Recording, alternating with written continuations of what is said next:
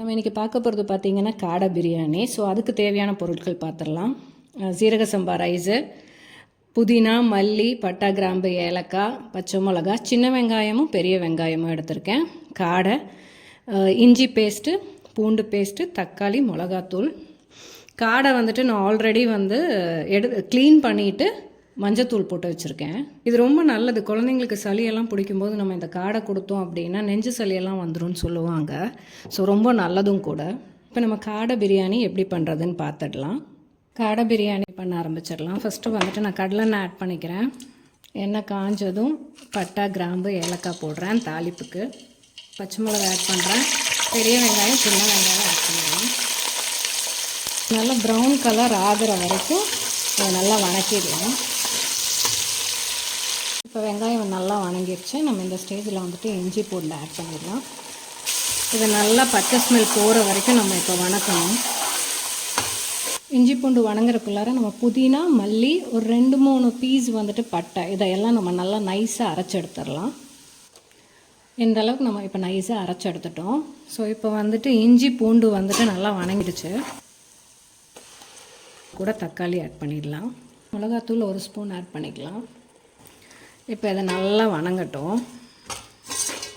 அந்த எண்ணெய் கூட நல்லா நம்மளுக்கு வந்துட்டு வணங்கி இருக்கணும். அந்த அளவுக்கு வந்துட்டு தக்காளி, அதுக்கப்புறம் மல்லி இலை, புதினா, இது எல்லாமே நல்லா வணங்கி வரணும்.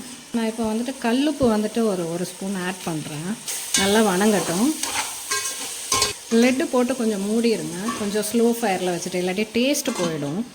இப்போ நம்மளுக்கு இந்த மசாலா எண்ணெய் விட்டுருக்கு இல்லைங்களா, இந்த ஸ்டேஜில் வந்துட்டு நம்ம காடை ஆட் பண்ணுறோம். காடை எப்போவுமே சீக்கிரமாக வெந்துடும். நம்மளுக்கு சிக்கன் அளவுக்கு டைம் எடுக்காது. ஸ்லோ ஃபயரில் என்ன பண்ணுங்கன்னா ஒரு 15 மினிட்ஸ் விட்டுருங்க. அப்போ தான் வந்துட்டு இந்த காடைக்குள்ளார இந்த மசாலாஸ் இறங்கும். காடை நல்லா வெந்திருக்கு. நம்மளுக்கு 3 கிளாஸ் அரிசிக்கு 5 கிளாஸ் தண்ணி. நம்ம எந்த கிளாஸில் ரைஸ் எடுக்கிறோமோ அதே கிளாஸில் அளந்துக்கோங்க. உப்பு பார்த்துட்டு உப்பு பத்தலைன்னா நீங்கள் உப்பு போட்டுக்கோங்க. லைட்டாக போட்டுக்கிறேன். தண்ணி நல்லா கொதிக்கட்டும். தம் போடுறதுக்கு நம்மளுக்கு ஈஸியாக இருக்கும். அதனால் பக்கத்து கேஸ்லேயே நான் வந்துட்டு ஒரு இரும்பு தவா வந்துட்டு சூடாகிறதுக்கு வச்சுருக்கேன். தண்ணி பார்த்திங்கன்னா நம்மளுக்கு கொதிச்சிருச்சு. உடனே நம்ம ரைஸ் போட்டுடலாம். ஒரு 2 to 3 மினிட்ஸ் ரைஸ் ஆட் பண்ணி லெட்டை மூடிடலாம். அதுக்கப்புறமா நம்ம உடனே தம் போட்டுடலாம்.